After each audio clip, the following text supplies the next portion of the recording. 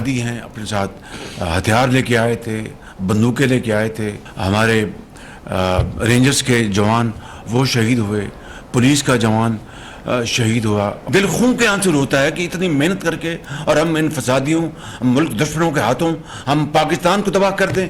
I will not let this happen under all circumstances. I want to make it very clear, ये मुमकिन नहीं है, ये नहीं होगा इंशाअल्लाह। हमारी तमाम लॉ इन्फोर्सिंग एजेंसीज ने मिलकर उसका खात्मा किया। पहली मरतबा तारीख में जो हमारी जो फौज के सिपहसालार जो हैं वो पूरी इस तरह यकजान दो कातिब जुड़े हुए हैं, बिल्कुल उसके बगैर ये नहीं हो सकता था। सियासत में फितने की गुंजाइश नहीं होती, पाकिस्तान को नुकसान पहुंचाने वाले हाथ तोड़ देंगे। वज़ीर-ए-आज़म शहबाज शरीफ ने वाज़ेह कर दिया। इस्लामाबाद में तहरीक इंतशार ने फसाद बर्पा किया। फसादी अपने साथ हथियार और बंदूकें लेकर आए थे। केपी हुकूमत ने सूबे के सरकारी वसाइल इस्तेमाल किए। रेंजर्स के जवान और एक पुलिस एहलकार शहीद हो गया। ये मुल्क दुश्मनी में दुश्मन से भी आगे बढ़ गए। हालात कंट्रोल करने में ताउन पर आर्मी चीफ और खुफिया एजेंसीज का मशकूर हूँ। वज़ीर-ए-आज़म का वफाकी काबीना के इजलास से खिताब। कहा, अल्लाह के फजल व करम से लश्कर कशी और चढ़ाई दम तोड़ गई। जो फसाद बर्पा किया गया उसे मुल्क की मईशत को नुकसान पहुँचा। 2014 से कबल इस्लामाबाद पर चढ़ाई का कोई तसव्वुर नहीं था। 9 मई के मुल्ज़िमान को अदालत से सजाएं मिल जाती तो आज ये दिन ना देखना पड़ता।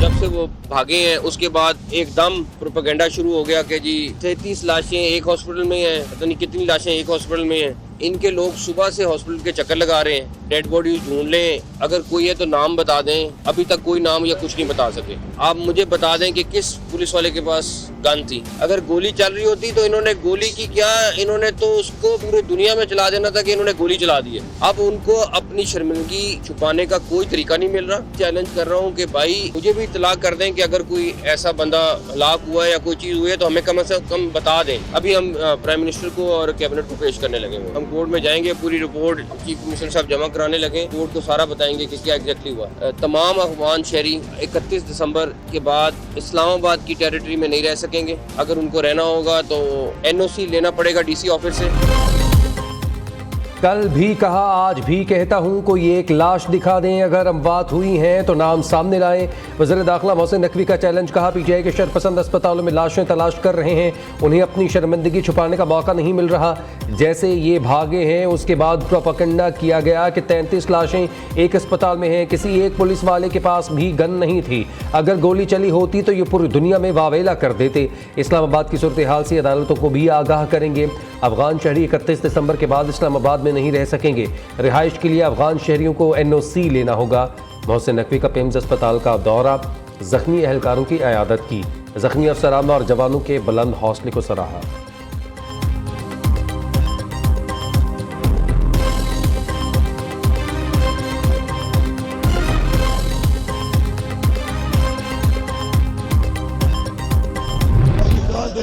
और हमारे लीडर इमरान खान ने हमेशा एक भ्रमण लहरी चलाई है।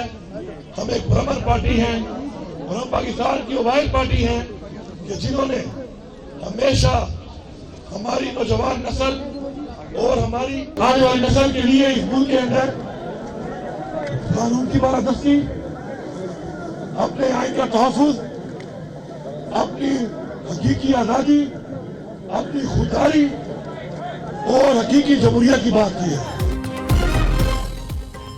धरना एक तहरीक है जो बानी के कहने तक जारी रहेगा। वज़ीर आला अल-यमीन गंडापुर का ऐलान। कहते हैं, बानी PTI के रिहाई तक आज़ादी की तहरीक जारी रहेगी। हम पर तशद्दुद ना होता तो हमारे लोग भी सिक्योरिटी फोर्सेस को जवाब ना देते। मानसहरा में प्रेस कॉन्फ्रेंस के दौरान वज़ीर आला ने शिकवा किया कि हमें पुरअमन एहतजाज की इजाज़त नहीं दी गई। तहरीक इंसाफ पुरअमन जमात है, हमने हमेशा हकीकी जमहूरियत और आज़ादी की बात की। उमर अयूब ने कहा, हमारे कारकुनान पर बराह रास्त फायरिंग की गई। हम पुरतशद्दुद भी हो और मुकदमात भी, इस सब की मजम्मत करते हैं।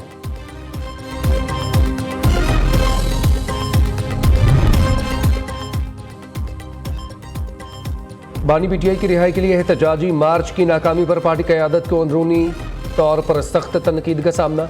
बानी पीटीआई की बहन अलीमा खान ने बुशरा बीबी पर सवाल उठा दिया। समाजी रवाबित की वेबसाइट एक्स पर कहा, शाम होते ही मरकजी कंटेनर का साउंड सिस्टम और लाइट्स क्यों बंद कर दी गई। आवाम को हिदायत जारी हुई, ना कोई रहनुमाई फराहम की गई। बुशरा बीबी अपनी मर्जी से इस्लामाबाद से नहीं गईं। बुशरा बीबी का बहन मरियम रियाज भट्टू का जवाबी ट्वीट। मरियम रियाज भट्टू की अल-यमीन गंडापुर की प्रेस कॉन्फ्रेंस पर तनकीद। कहा, प्रेस कॉन्फ्रेंस में सिर्फ खोखले नारे लगाए गए।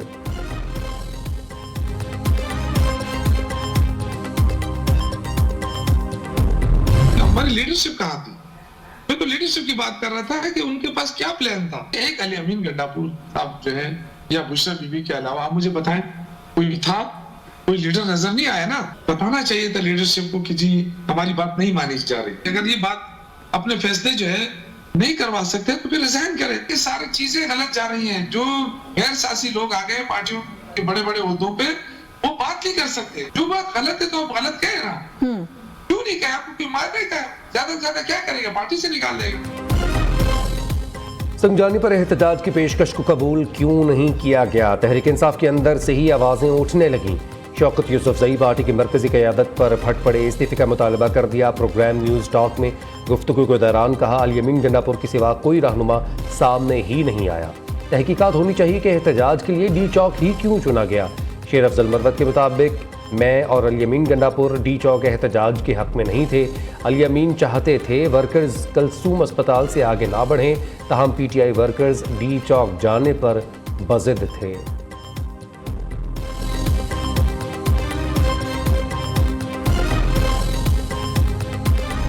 उनका डी चौक पे आने का इसरार था, तो इतने बड़े इंतजामात के बावजूद फिर ये डी चौक तक पहुंचे कैसे? उनको रास्ता दिया गया या क्या इसी वकूए के लिए उनको रास्ता दिया गया ताकि इस तरह की से खूनरेजी हो? हुकूमतें होती इसलिए हैं कि वो इस किस्म के सूरत हाल से निमटने के लिए सलाहियतें रखें। ज़बरदस्ती ये कहना कि वो कहें कि हम तो हर कीमत पर जेल में रखेंगे, आप कहेंगे हम हर कीमत पर निकालेंगे, तो इसका नतीजा सिवाय अनार की कुछ नहीं होगा जी।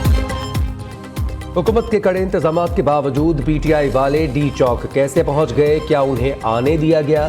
मौलाना फजल रहमान ने सवाल उठा दिए। इस्लामाबाद में पुरतशद्दुद वाक़यात की मजम्मत। कहा, आज के हालात 8 फरवरी के इलेक्शन की वजह से हैं। हमारे इदारों को सियासत से दूर रहना होगा। पीटीआई के साथ जो कुछ हुआ मैं उसकी मजम्मत करता हूँ। हक़ाइक़ पर मबनी संजीदा इक़दामात की ज़रूरत है।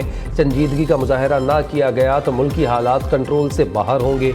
हम एक मुल्क और एक कौम हैं। सारे मामलात इत्तफ़ाक़ राय से होने चाहिए। सरबराह JUI ने पेशकश की कि पीटीआई राबते में रहे तो उनके लिए किरदार अदा कर सकता हूँ।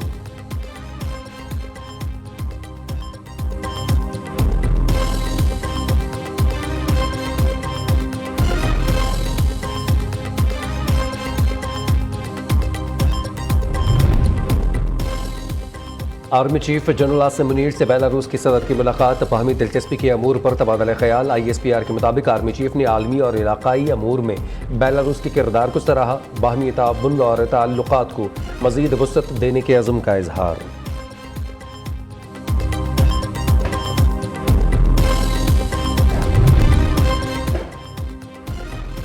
सदर नून लीग नवाज शरीफ का मरी में बेलारूस के सदर अलेक्जेंडर लुकाशेंको से एजाज़ में ज़ोहराने पर मुलाकात। वज़ीर-ए-आज़म शहबाज शरीफ, नायब वज़ीर-ए-आज़म इज़हाक़ डार, वज़ीर-ए-आला पंजाब मरीम नवाज, सीनियर वज़ीर मरीम औरंगज़ेब की शिरकत।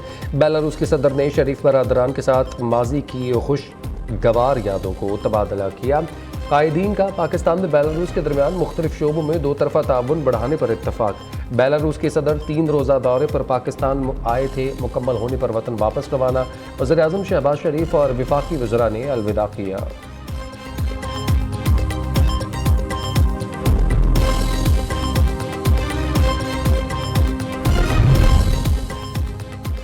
वज़ीर-ए-आला पंजाब मरीम नवाज शरीफ का विजन डिजिटल पंजाब मंजिलें आसान। चीन के इश्तराक से नवाज शरीफ IT सिटी में पाकिस्तान का पहला 4 टियर डेटा सेंटर बनेगा।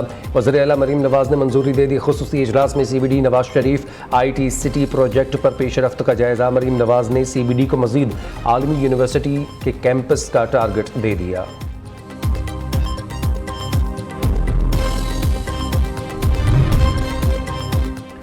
PTI एहतजाज के दौरान सरकारी इमला को नुकसान और एहलकारों को तशद्दुद का निशाना बनाया गया। 37 अफगान शरपसंदों के साथ रिकॉर्ड याफ्ता मुजरिम भी पकड़े हैं।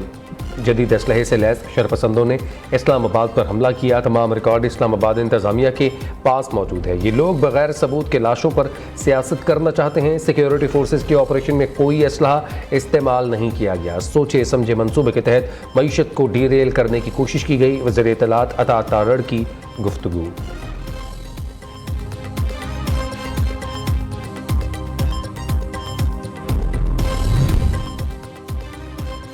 गवर्नर खैबर पख्तूनख्वा का अमन व अमान की सूरत हाल पर जल्द ऑल पार्टीज कॉन्फ्रेंस के इनेकाद का ऐलान। फैसल करीम कुंडी कहते हैं खैबर पख्तूनख्वा में इस वक्त हालात ठीक नहीं। हमारा सूबा जल रहा है लेकिन सूबाई हुकूमत इस्लामाबाद को जलाने में मसरूफ़ है।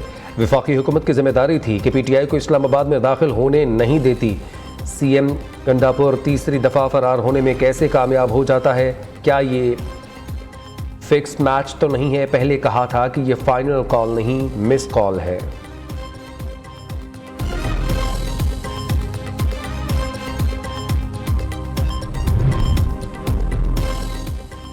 PTI को लाशें चाहिए थीं, उनकी ये ख्वाहिश पूरी नहीं होने दी गई। पुलिस के एक्शन लेने पर सबसे पहले अल यमीन और बुशरा बीबी फरार हुए। बुशरा बीबी मनफी सियासत में बानी PTI से भी 2 हाथ आगे निकल गईं।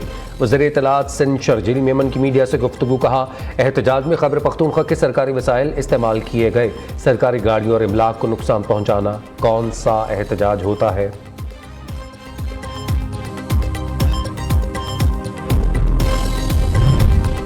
खैबर पख्तूनख्वा हुकूमत का कोरम में अमन व अमान के क़याम और आवाम के तहफ़्फ़ुज़ के लिए कानून नाफिज करने वाले इदारों की तयनाती का फैसला। वज़ीर आला की ज़ेर सदारत इजलास में हुकाम की कोरम की ताज़ा तरीन सूरत हाल पर ब्रीफिंग। अल यमीन गंडापुर ने कहा फ़रीक़ैन के दरमियान जंगबंदी खुश आइंद इक़दाम है। इलाक़े में पायदार अमन का क़याम सूबाई हुकूमत की अव्वलीन तरजीह है।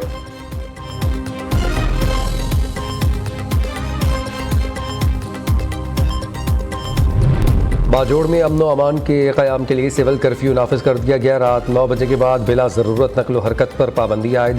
कोई मारा गया तो उसका खून मुआफ़ तसव्वुर होगा। पुलिस ऐसे कत्ल की FIR भी दर्ज नहीं करेगी। किसी भी शख्स को दूसरे गाँव जाने की ज़रूरत पड़े तो वहाँ किसी को आगाह करना ज़रूरी होगा। बाजोड़ अमन जरगा ने एलामिया जारी कर दिया।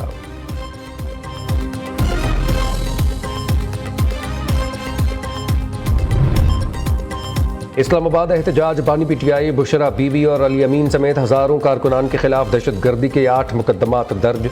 इंसदाद दहशतगर्दी असम्बली एक्ट, पुलिस और हमलों और अगवा जैसी दफात शामिल। सुप्रीम कोर्ट के आईनी बेंच ने PTI एहतजाज के दौरान हलाकतों पर अज खुद नोटिस लेने की इस्तदा मुस्तरद कर दी। मौसमियाती तब्दीली अथॉरिटी से मुताल्लिक़ केस में वकील खैबर पख्तूनख्वा हुकूमत ने आईनी बेंच से अज खुद नोटिस लेने की दरख्वास्त की। जस्टिस मुसर्रत हिलाली ने रिमार्क्स दिए। सुप्रीम कोर्ट में पेश होकर सियासी बातें ना करें। जस्टिस अमीनुद्दीन खान बोले जो मामला हमारे सामने सिरे से है ही नहीं उसे नहीं देख सकते।